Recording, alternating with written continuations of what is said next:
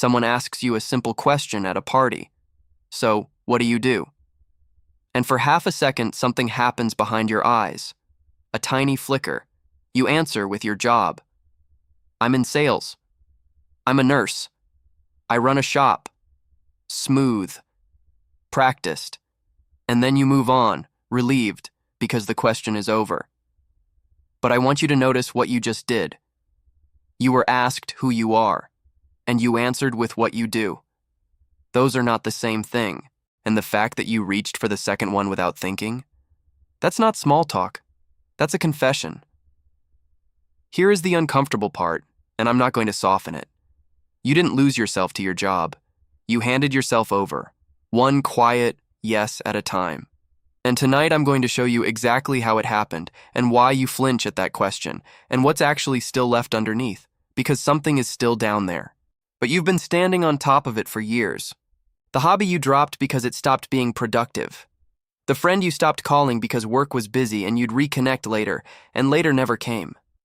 The opinion you swallowed in a meeting because the version of you that gets along is more useful than the version of you that's real.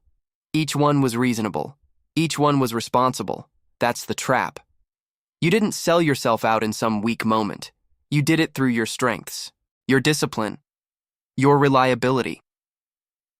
The exact qualities people praise you for are the qualities that buried you. And nobody warns you because everybody benefits. Your employer benefits. Your family benefits. The people who lean on you benefit. The only person who loses is the one who keeps disappearing a little more every year, and that person is too busy being useful to file a complaint. Psychologists have a clinical word for it: enmeshment. It's when the line between you and a role dissolves so completely that you can't find yourself outside the function. It was first studied in families, where a parent and child fuse until the child has no separate self. But it happens with work just as easily.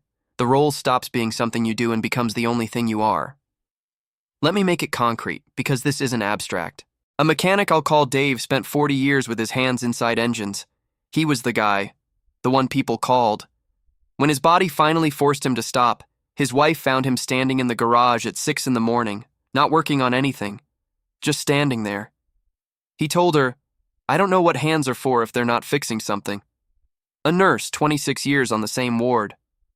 Ask her about a patient and she lights up.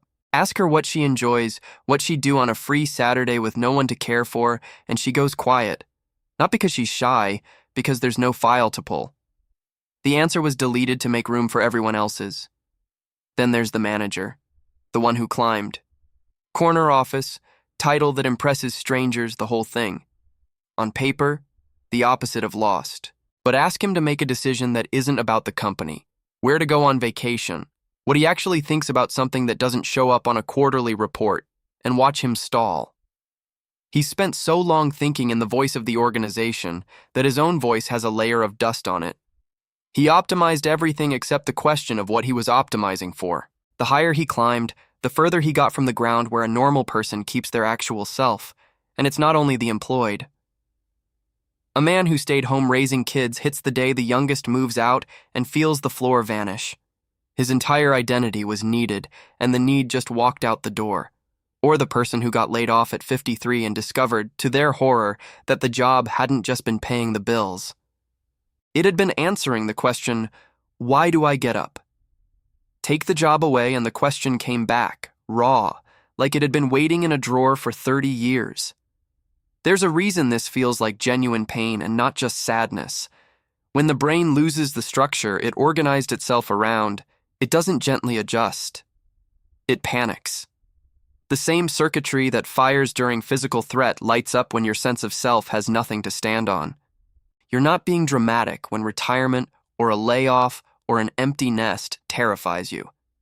Your nervous system is correctly reporting that the scaffolding you built your I am on is gone, and it never built anything behind it. There's another piece. We tell ourselves a story about our own lives, a running narrative of who we are and where we're headed. Healthy people keep editing that story. But when you fuse with a role, the story freezes. You're stuck reading the same chapter on a loop.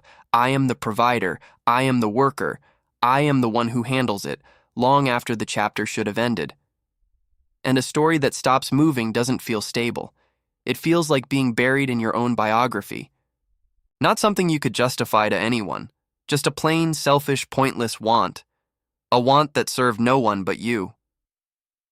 If you had to think hard about that, sit with the discomfort, because that's the whole diagnosis right there. The machinery of being needed didn't just take your time, it quietly retired your preferences.